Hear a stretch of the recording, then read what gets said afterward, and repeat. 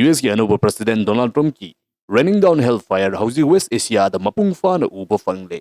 US ki maikei dagi hauki ba thangza numitagi hauduna. Yemen da leiri ba Houtis group ki mathakta Operation Chathari bani haiduna adukti matik yamna kan ba attack sing tawri fighter craft kaya ama season na duna bombing tawudana tana warship kaya ama forward thazinduna hausi asi yamna kan attack Chathari. Nakalama room da matam kuina dagi lancheng na duna laklaba matum da yanaba ama porak padagi matam khara ceasefire leiruraba Israel amasung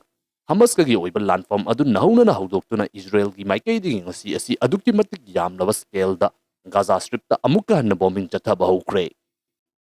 Kudingmapu World Affairs amasung geopolitics ki oiba anuba video update amada amukka hanna taramna ukchari ngasi gi oinadi hauzi West Asia da nauna thoraklib violence amasung nauna lakliba conflict asi ki matang da amuk punna miyeng tabinasi.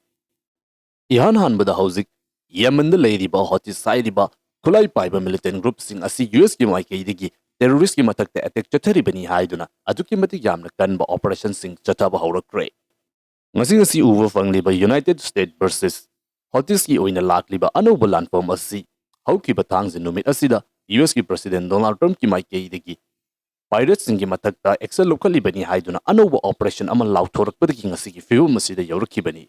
Houtis haidiba Yemen da leiriba group asi mayamna hena loinamak khangnarabani madudi makoi asi Iran back tauba militia group amakangni. US ki maikei dagi chatharakiba attack aduda hausi fawbagi oina Yemen da mi Yankai ki humdoi sikre hairi makoising aduki manungda angang taruksu yaubugi oiba reposting thorakli. Matang chatharakiba attack asida presidential area oiba misam sing laiba mafam sing dasu US ki fighter jet sing ki maikei dagi bombing chathabagi oiba reports su adumak thorakli. US ki maikei dagi chatharakiba operation asida maruina target tauriba asi hauzi Yemen ki capital oidiba Sana amasung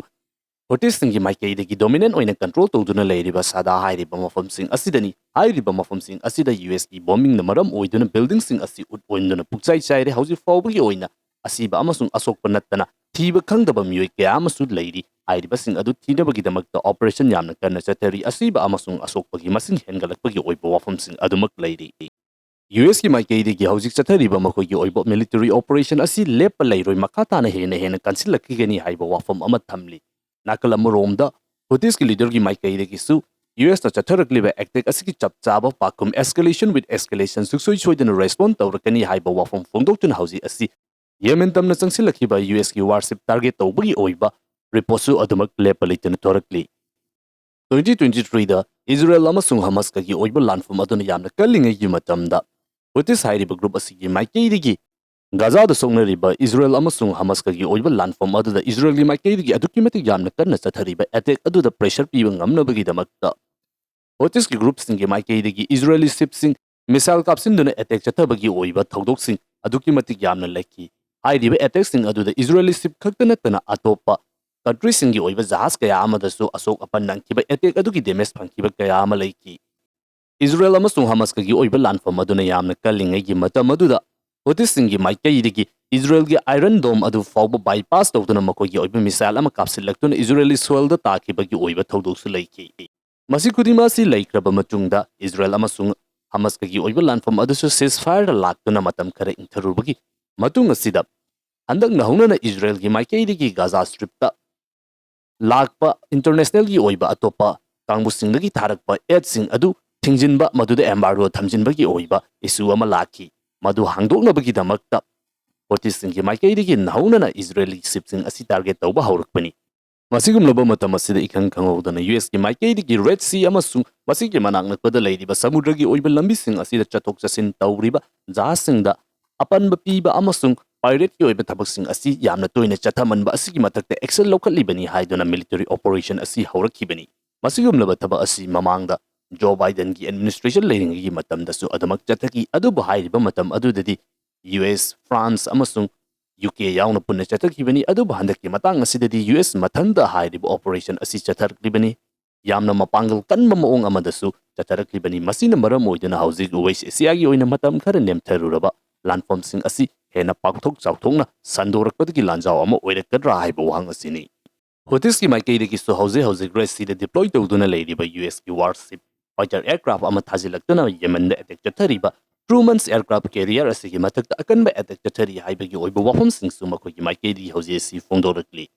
Donald Trump की माइकेदगी चथरकलिबा अटैक्सिंग असिगी पाकुम चपचाना पीगनी US की माइकेदगी चथरकलिबा attack अदुबु कैदौनुंगदा येंगदुना लेथोकलो चथरकलिबा attack अदुगा मानव force अमदा सुक्सोय सोयदना पाकुम पीगनी हाइदुना हौजी हॉटिस की chief ओइदिबा Abdul Malik अल हौती की माइकेदगी मीडियादा फोंगना थोरक्तना फोंदोरकली US की माइकेदगी Donald Trump की अकनब order की मतुंगिना हौजी असि Yemen हाइदिबा country असिदा लेइदिबा हॉटिस हाइदिबा group असिगी मतकता अकनब मखलगी ओइबा अटैक्सिंग चथरी मतम असिमक्तदा इखंग खंगौदना अमुक इजराइल की माइकेदगी गाजा स्ट्रिप्ता अदुकी मतिक यामना कनबा बॉम्बिंग सिंग चथबा होरखरे हाइरिबा अटैक अदुदा मियोई चनी हौजी फाउबगी ओइना सीबगी रिपोर्ट सिंग लेरखरे सीज फायर लोइखरबा मतुंगदा नहौनना लाक्लिबा कॉन्फ्लिक्ट असिगी ओइना ख्वाइदगी यामना मी सीबसी हंदकी अटैक असिना इजराइल हमस की ओइबा लानफम असिदसु ओइरी इजराइल की माइकेदगी हौजी हौजी गाजा अमसुंग इजराइल की ओइना लेरिबा कंडीशन असिदा सीज फायर पोरक्तुना लानफम असि लोइसिनबगीदमक्ता हमस का सानखिबा वाफम अदुदा यानबगी मतुंग इन्ना मकोगी ओइना फाजिनदुना थमकिबा इजराइली की मियोइसिंग अदु होस्टेस ओइना लेरिबा अदु थादोकनबगीदमक्ता फोंदोखिबा वाफम अदु हमसिंगी माइकेदगी मदुबु थवोइना लौदबगी हौजी फाउबदा होस्टेस सिंग अदु थादोरक्तबना मरम ओइदना हाइरिबा अटैक असि चथरिबनी अदुगा चथरिबा अटैक असि हमस की ओइना लेरिबा मियोइसिंग असिगी लेफम ओइबा मफमसिंग असिदा की पॉइंट सिंग टारगेट तौदुना चथाबा अटैक नि हाइदुना फोंदोरक्ली नाकल अमरोमदना हौजिक गाजा की सिविल डिफेंस एजेंसी की माइकेदगी रामदान की ओइबा मतम असिदा इजराइल की माइकेदगी चथरकिबा attack अदुदा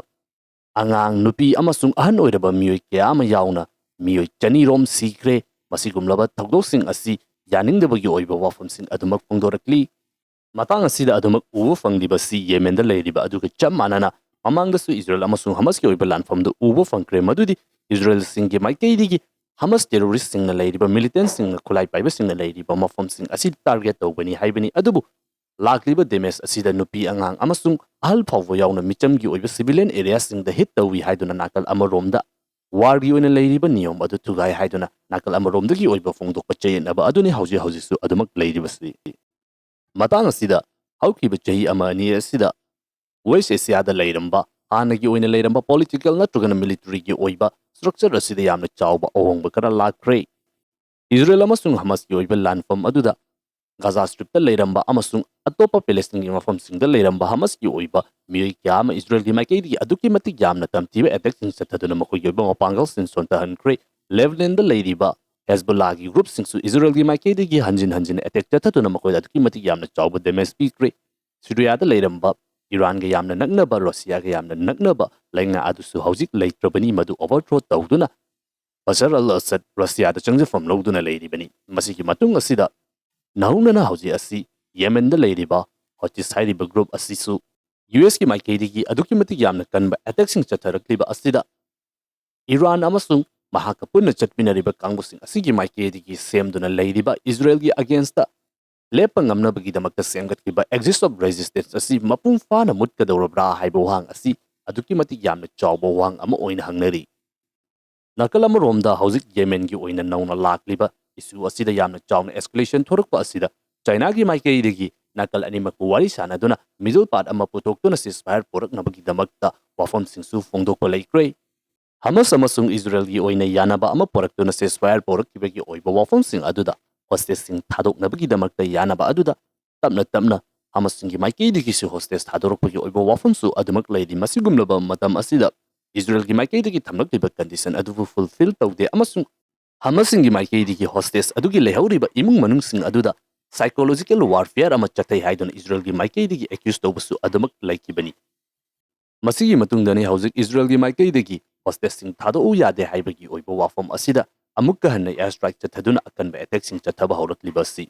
nagalama romda nauna lakliba Gaza strip ta kana chatharakliba attack nauna lakliba escalation asigi responsibility asi ceasefire da yanakiba wafam adubu violate tawduna Israeli Prime Minister Benjamin Netanyahu na yanakiba wafam adubu indana mahaki maikeidagi aggression asi haurakpani haidana Hamas ki maikeidagi hongdokpasu adumak lairibani hauji asi Red Sea ki manaktasu Yemen da aduki matik yamna kanba attack sing US ki maikeidagi chathari US versus Houtis lairi nakalamorom da Israel amasung Hamas ka gi oiba lanfam asidun nahunana amuk hauraklabanina West Asia gi oina matam khara ingtharuraba asi nahunana achawbo war zone amada oirakadra ꯃꯁꯤꯅ ꯃꯔꯝ ꯑꯣꯏꯗꯨꯅ ꯑꯇꯣꯞꯄ ꯀꯟꯇ꯭ꯔꯤꯁꯤꯡꯗꯁꯨ impact ꯇꯧꯔꯛꯇꯨꯅ ꯂꯥꯟꯐꯝ ꯑꯁꯤ ꯍꯦꯟꯅ ꯆꯥꯎꯔꯛꯅꯕꯒꯤ ꯃꯔꯝꯁꯤꯡ ꯑꯣꯏꯒꯗ꯭ꯔꯥ ꯍꯥꯏꯕ ꯋꯥꯡ ꯑꯁꯤ ꯂꯦꯞꯄ ꯂꯩꯇꯅ ꯍꯪꯅꯔꯛꯂꯤ꯫